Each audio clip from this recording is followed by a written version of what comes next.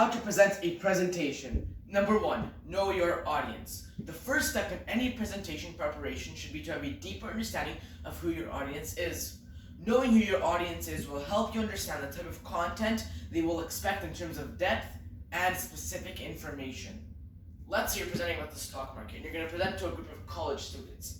They will understand it, they will enjoy it, they will know what you were saying. But if you do the same thing to a bunch of kindergarten students, they won't know a single word you're saying because they don't understand what the stock market is. So you can have a real good presentation with the college students, but a horrible presentation with the kindergarten students. That's why you gotta know your audience and make it good and make the presentation good for your audience. Number 2, to build on ideas, use structure. Structure can be used to help you draw on your ideas.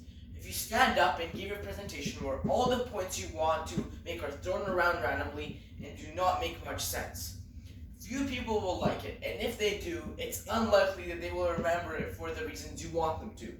But if you use structure for your presentation so that each idea and each section builds on the one before it, you will help people remember it for the reasons you want. Let's say you're writing a book, and you go from the beginning to the end. It looks weird, right? And it's not correct. So that's why you want to structure your ideas from the beginning, middle, and then end. Then it will make much more sense and everyone will remember it. Number 3, use visual. Images such as maps, graphs, and infographics to explain and express a concept is another great way of reinforcing the ideas in the minds of your audience. Let's say you're doing a presentation about the stock market, and you say it goes up by 300% and down by 25%. You don't really know what that looks like because you haven't really seen the full picture. So when you put a picture or a map or a graph on the screen, it will help the audience fully understand the picture and make it great for you and for your audience. Number 4, repetition. A little structure in the presentation can help keep the audience engaged so they can follow the information from the start to the finish. But more than just structuring the flow of the presentation, you can also build in repetition. This encourages people to remember the key points of the presentation and helps it stick. It and you more memorable. Let's say you're doing a presentation about hockey and lacrosse, and you give a reason of why hockey is better than lacrosse. Then you say, and that's why hockey is better than lacrosse. And then people will remember you as Mr. Hockey is better than lacrosse.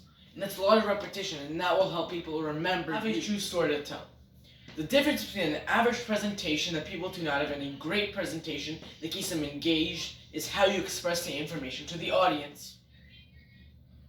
A great way to express the information or key points in your presentation is to tell them a true story.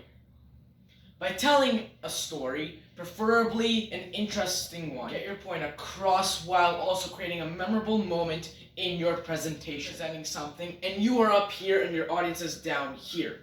To bring that up, you want to have a true story that they will have a memory of themselves doing somewhat of that, and that will bring you even. So you will have a good presentation and your audience will know what you're talking about and actually be really relatable to them. Number 6, be relatable. Make yourself relatable.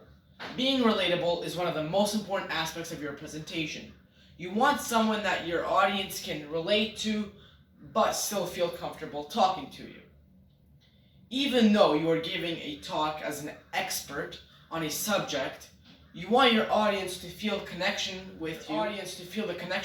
Because it lets them mentally interact with your content and remember you and your presentation.